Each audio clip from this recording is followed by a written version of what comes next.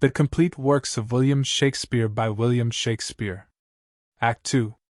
Flourish. Enter chorus. Chorus. Now all the youth of England are on fire, and silken dalliance in the wardrobe lies. Now thrive the armorers, and honor's thought reigns solely in the breast of every man. They sell the pasture now to buy the horse, following the mirror of all Christian kings, with winged heels, as English Mercuries. For now sits expectation in the air, and hides a sword from hilts unto the point with crowns imperial, crowns, and coronets, promised to Harry and his followers. The French, advised by good intelligence of this most dreadful preparation, shake in their fear, and with pale policy seek to divert the English purposes. O England! Model to thy inward greatness, like little body with a mighty heart, what mightst thou do, that honor would thee do, were all thy children kind and natural. But see thy fault. France hath in thee found out a nest of hollow bosoms, which he fills with treacherous crowns, and 3 corrupted men, one, Richard Earl of Cambridge, and the second, Henry Lord Scrope of Masham, and the third, Sir Thomas Grey, Knight of Northumberland, have, for the guilt of France, O guilt indeed, confirmed conspiracy with fearful France, and by their hands disgrace of kings must die, if hell and treason hold their promises, ere he takes ship for France, and in Southampton. Linger your patience on, and we'll digest the abuse of distance, force a play. The sum is paid, the traders are agreed, the king is set from London, and the scene is now transported, gentles, to Southampton. There is the playhouse now, there must you sit, and thence to France shall we convey you safe, and bring you back, charming the narrow seas to give you gentle pass, for, if we may, we'll not offend one's stomach with our play. But till the king come forth, and not till then, unto Southampton do we shift our scene. Exit. Scene I. London. A street. Enter Corporal N.Y.M. and Lieutenant Bardolph. Bardolph. Well met, Corporal N.Y.M. N.Y.M. Good morrow, Lieutenant Bardolph. Bardolph. What, our ancient pistol and you friends yet? N.Y.M. For my part I care not. I say little, but when time shall serve there shall be smiles, but that shall be as it may. I dare not fight, but I will wink and hold out mine iron. It is a simple one, but what though? It will toast cheese, and it will endure cold as another man's sword will, and there's an end. Bardolph. I will bestow a breakfast to make you friends, and we'll be all 3 sworn brothers to France. Let it be so, good Corporal N.Y.M. N.Y.M. Faith, I will live so long as I may, that's the certain of it, and when I cannot live any longer, I will do as I may. That is my rest, that is the rendezvous of it. Bardolph. It is certain, Corporal, that he is married to Nell Quickly, and certainly she did you wrong, for you were troth-plight to her. N.Y.M. I cannot tell. Things must be as they may. Men may sleep, and they may have their throats about them at that time, and some say knives have edges. It must be as it may. Though Patience be a tired mare, yet she will plod. There must be conclusions. Well, I cannot tell. Enter Pistol and Hostess. Bardolph. Here comes Ancient Pistol and his wife. Good Corporal, be patient here. How now, mine host Pistol? Pistol. Base tyke, call'st thou me host? Now, by this hand, I swear I scorn the term, nor shall my Nell keep lodgers. Hostess. No, by my troth, not long, for we cannot lodge and board a dozen or 14 gentlewomen that live honestly by the prick of their needles, but it will be thought we keep a bawdy house straight. N.Y.M. and Pistol draw. Oh well a day, lady, if he be not drawn now. We shall see wilful adultery and murder committed. Bardolph. Good Lieutenant. Good Corporal. Offer nothing here. N.Y.M. Pish. Pistol. Pish for thee, Iceland dog. Thou prick-eared cur of Iceland. Hostess. Good Corporal N.Y.M., show thy valor, and put up your sword. NYM. Will you shog off? I would have you solus. Pistol. Solus, egregious dog. O viper vile! The solace in thy most marvellous face, the solace in thy teeth, and in thy throat, and in thy hateful lungs, yea, in thy maw purty, and which is worse, within thy nasty mouth. I do retort the solace in thy bowels, for I can take, and pistol's cock is up, and flashing fire will follow. NYM. I am not Barbazon, you cannot conjure me. I have an humor to knock you indifferently well. If you grow foul with me, pistol, I will scour you with my rapier, as I may, in fair terms. If you would walk off, I would prick your guts a little, in good terms, as I may, and that's the humor of it. Pistol. O braggart vile and damned furious wight! The grave doth gape, and doting death is near, therefore exhale. Bardolph. Hear me what I say. He that strikes the first stroke I'll run him up to the hilts, as I am a soldier.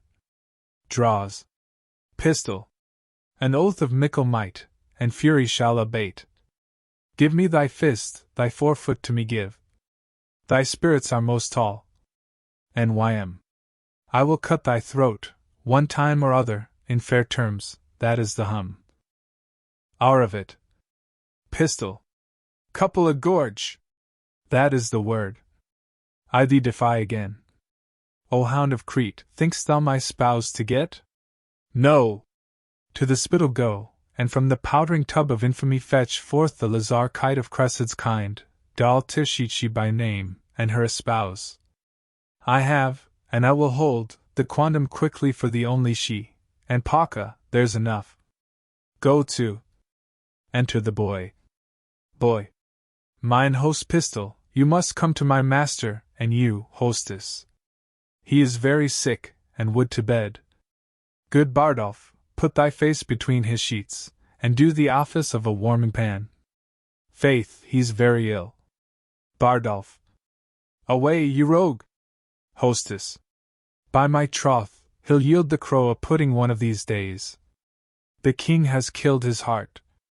Good husband, come home presently. Excellent hostess and boy. Bardolph. Come, shall I make you two friends? We must to France together. Why the devil should we keep knives to cut one another's throats? Pistol. Let floods o'erswell, and fiends for food howl on. NYM. You'll pay me the 8 shillings I won of you at betting? Pistol. Base is the slave that pays. NYM. That now I will have, that's the humor of it. Pistol. As manhood shall compound. Push home. They draw. Bardolph. By this sword, he that makes the first thrust, I'll kill him, by this sword I will. Pistol. Sword is an oath, and oaths must have their course. Bardolph. Corporal NYM, and thou wilt be friends, and thou wilt not, why then, be enemies with me too. Prithee put up. NYM. I shall have my 8 shillings I won from you at betting? Pistol. A noble shalt thou have, and present pay, and liquor likewise will I give to thee, and friendship shall combine, and brotherhood. I'll live by NYM, and NYM shall live by me. Is not this just? For I shall sutler be unto the camp, and profits will accrue. Give me thy hand. NYM. I shall have my noble? Pistol. In cash most justly paid. NYM. Well then, that's the humor of't. Enter hostess. Hostess. As ever you come of women, come in quickly to Sir John.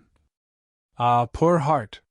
He is so shacked of a burning quotidian tertian, that it is most lamentable to behold. Sweet men come to him. NYM. The king hath run bad humors on the night, that's the even of it. Pistol. NYM, thou hast spoke the right. His heart is fracked and corroborate. NYM. The king is a good king, but it must be as it may, he passes some humors and careers. Pistol. Let us condole the night, for, lambkins, we will live. Excellent. Scene 2. Southampton. A council chamber. Enter Exeter, Bedford and Westmoreland. Bedford. For God, His grace is bold, to trust these traitors. Exeter. They shall be apprehended by and by. Westmoreland. How smooth and even they do bear themselves, as if allegiance in their bosoms sat crowned with faith and constant loyalty. Bedford. The king hath note of all that they intend, by interception which they dream not of. Exeter. Nay, but the man that was his bedfellow, whom he hath dulled and cloyed with gracious favours, that he should, for a foreign purse, so sell his sovereign's life to death and treachery. Trumpets sound. Enter King Henry, Scrop, Cambridge and Grey. King Henry. Now sits the wind fair, and we will aboard. My lord of Cambridge, and my kind lord of Maysham, and you, my gentle knight, give me your thoughts. Think you not that the powers we bear with us will cut their passage through the force of France, doing the execution and the act for which we have in head assembled them? Scrope. No doubt, my liege, if each man do his best. King Henry. I doubt not that, since we are well persuaded we carry not a heart with us from hence that grows not in a fair consent with ours, nor leave not one behind that doth not wish success and conquest to attend on us. Cambridge. Never was monarch better feared and loved than is your majesty. There's not, I think, a subject that sits in heart grief and uneasiness under the sweet shade of your government. Grey. True, those that were your father's enemies have steeped their galls in honey, and do serve you with hearts creative duty and of zeal. King Henry. We therefore have great cause of thankfulness, and shall forget the office of our hands sooner than quittance of desert, and merit according to the weight and worthiness. Scrope. So service shall with steeled sinews toil, and labour shall refresh itself with hope, to do your grace incessant services. King Henry. We judge no less. Uncle of Exeter, enlarge the man committed yesterday, that railed against our person. We consider it was excess of wine that set him on, and on his more advice we pardon him. Scrope. That's mercy, but too much security.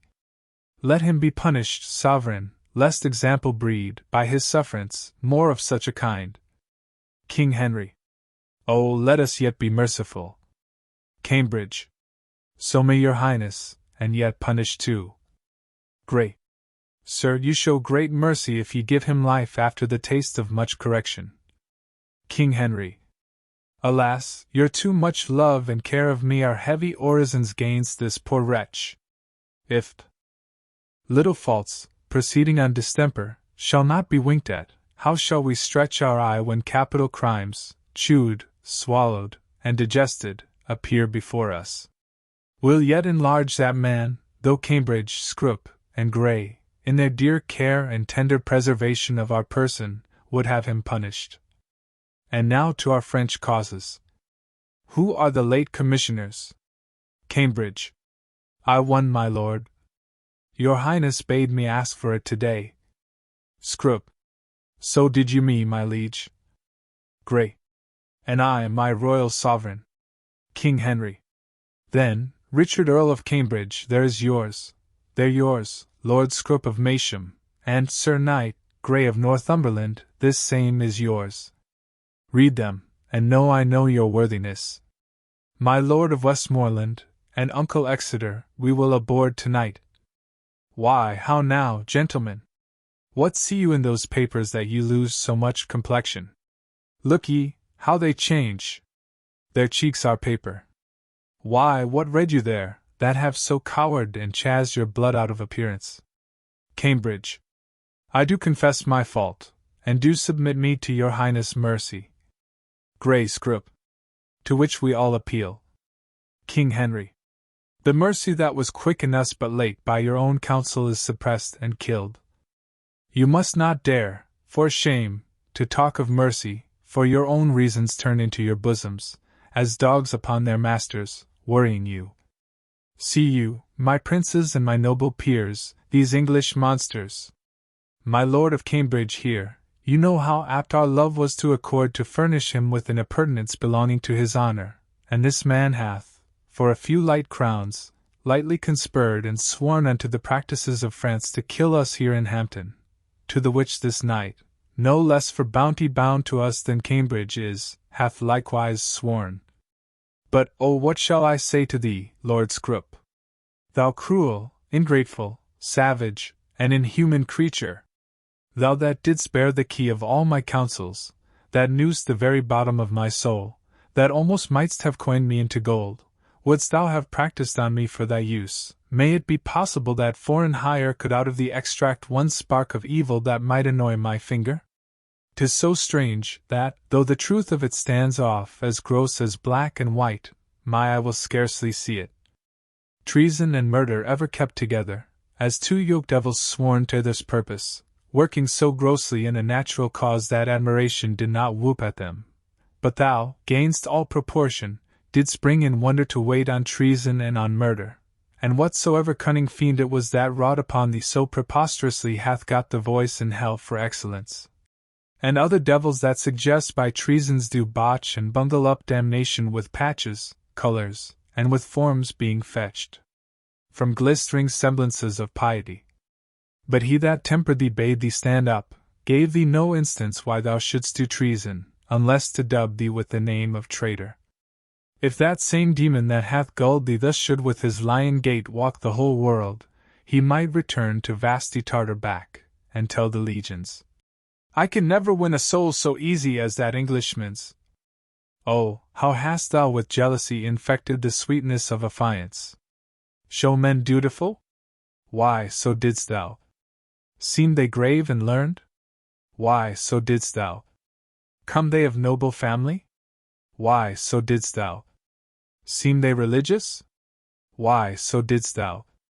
Or are they spare in diet, free from gross passion or of mirth or anger, constant in spirit, not swerving with the blood, garnished and decked in modest compliment, not working with the eye without the ear, and but in purged judgment trusting neither?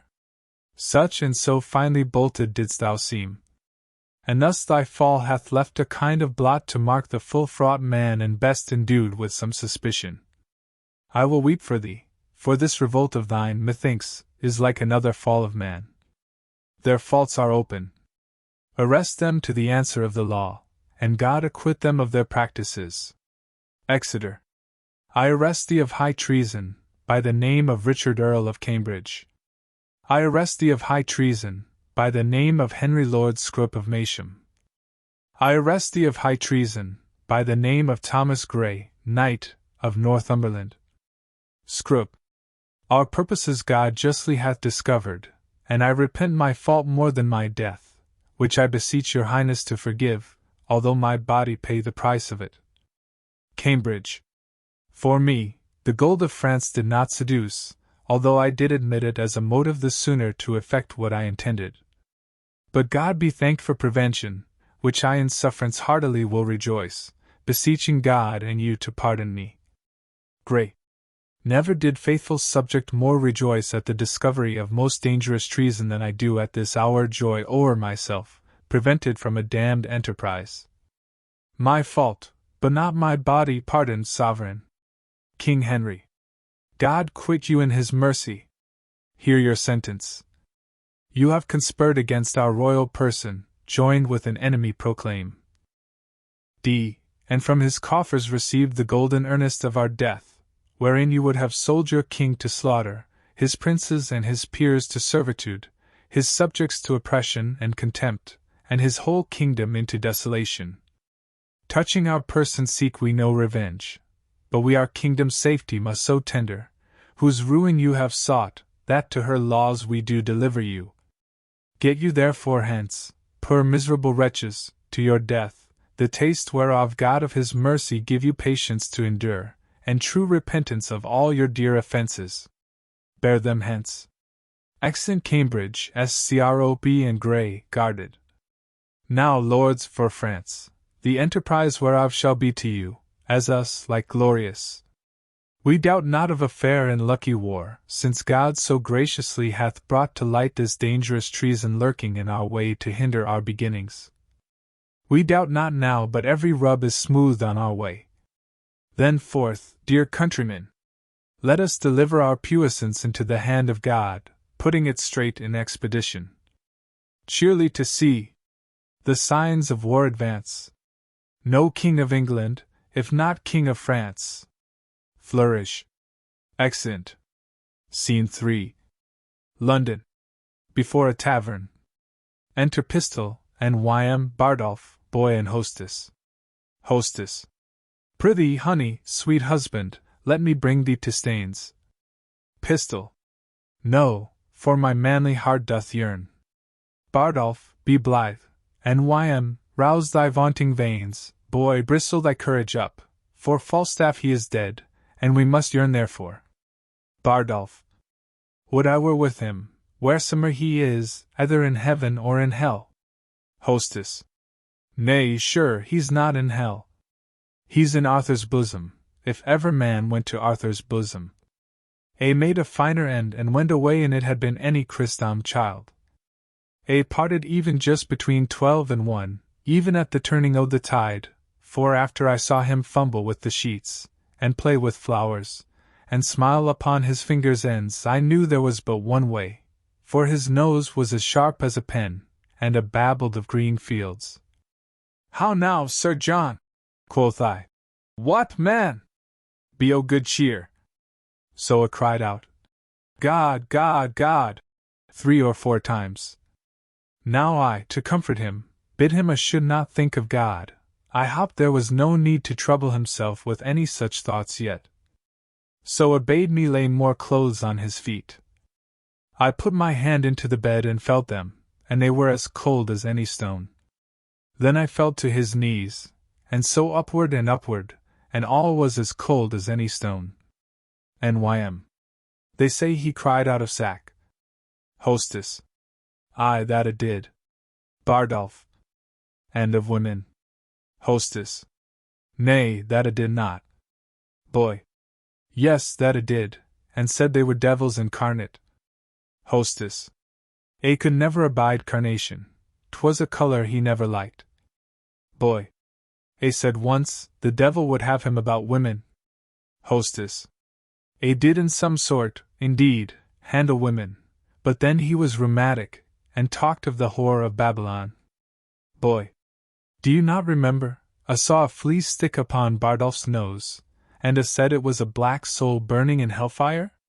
Bardolph. Well, the fuel is gone that maintained that fire. That's all the riches I got in his service. And Y.M. Shall we shog? The king will be gone from Southampton. Pistol. Come, let's away. My love, give me thy lips. Look to my chattels and my movables. Let senses rule, the word is.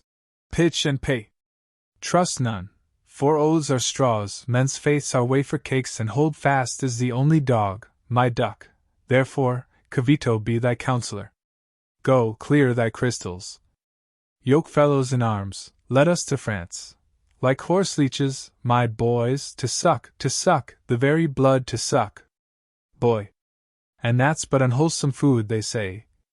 Pistol. Touch her soft mouth and march. Bardolph.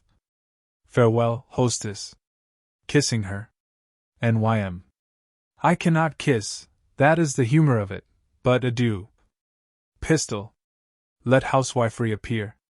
Keep close, I thee command. Hostess. Farewell, adieu. Exeunt. Scene 4. France. The King's Palace. Flourish. Enter the French King, the Dauphin, the Dukes of Berry and Brittany, the Constable and others. French King. Thus comes the English with full power upon us, and more than carefully it us concerns to answer royally in our defences. Therefore the Dukes of Berry and of Brittany, of Brabant, and of Orleans, shall make forth, and you, Prince Dauphin, with all swift dispatch, to line and new repair our towns of war with men of courage and with means defended. For England his approaches makes as fierce as waters to the sucking of a gulf. It fits us then to be as provident as fears may teach us out of late examples left by the fatal and neglected English upon our fields. Dauphin. My most redoubt father, it is most meet we arm us gainst the foe, for peace itself should not so dull a kingdom, though war nor no known quarrel were in question, but that defences, musters, preparations, should be maintained, assembled, and collected, as were a war in expectation. Therefore, I say, 'tis meet we all go forth to view the sick and feeble parts of France. And let us do it with no show of fear, no, with no more than if we heard that England were busied with a Whitsun Morris dance. For, my good liege, she is so idly kinged, her sceptre so fantastically borne by a vain, giddy, shallow, humorous youth, that fear attends her not. Constable. O peace, Prince Dauphin! You are too much mistaken in this king. Question your grace the late ambassadors with what great state he heard their embassy, how well supplied with noble counsellors, how modest in exception, and withal how terrible in constant resolution, and you shall find his vanities forespent were but the outside of the Roman Brutus, covering discretion with a coat of folly, as gardeners do with ordure hide those roots that shall first spring and be most delicate. Dauphin. Well, 'tis not so, my Lord High Constable, but though we think it so, it is no matter. In cases of defense 'tis best to weigh the enemy more mighty than he seems, so the proportions of defense are filled, which, of a weak and niggardly projection, doth, like a miser, spoil his coat with scanting a little cloth. French King. Think we King Harry strong, and princes, look you strongly armed to meet him. The kindred of him hath been fleshed upon us, and he is bred out of that bloody strain that haunted us in our familiar paths. Witness our too much memorable shame when Cressy battle fatally was struck, and all our princes captive by the hand of that black name, Edward Black Prince of Wales, whiles that his mountain sire, on mountain standing, up in the air, crowned with the golden sun, saw his heroical seed, and smiled to see him, mangle the work of nature and deface the patterns that by God and by French fathers had 20 years been made. This is the stem of that victorious stock, and let us fear the native mightiness and fate of him. Enter a messenger. Messenger. Ambassadors from Harry King of England do crave admittance to your majesty. French King. Will give them present audience. Go and bring them. Exeunt messenger and certain lords. You see this chase is hotly followed, friends. Dauphin. Turn head and stop pursuit, for coward dogs most spend their mouths when what they seem to threaten runs far before them. Good my sovereign, take up the English short, and let them know of what a monarchy you are the head. Self-love, my liege, is not so vile a sin as self-neglecting. Enter Exeter. French King. From our brother of England? Exeter. From him, and thus he greets your majesty. He wills you, in the name of God Almighty, that you divest yourself, and lay apart the borrowed glories that by gift of heaven, by law of nature and of nations, longs to him and to his heirs, namely, the crown and all wide-stretched honors that pertain by custom and the ordinance of times unto the crown of France. That you may know 'tis no sinister, nor no awkward claim picked from the wormholes of long-vanished days, nor from the dust of old oblivion racked, he sends you this most memorable line, in every branch truly demonstrative, willing you overlook this pedigree, and when you find him evenly derived from his most famed of famous ancestors, Edward III, he bids you then resign your crown and kingdom, indirectly held from him. The native and true challenger. French King.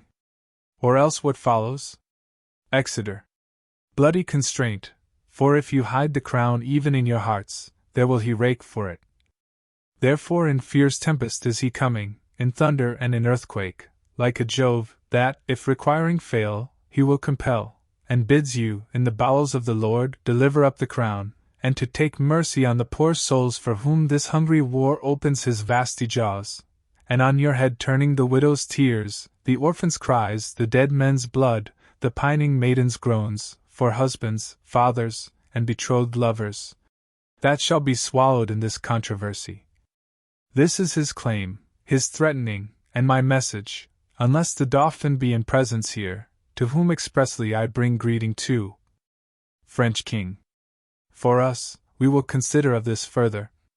Tomorrow shall you bear our full intent back to our brother of England. Dauphin. For the Dauphin, I stand here for him.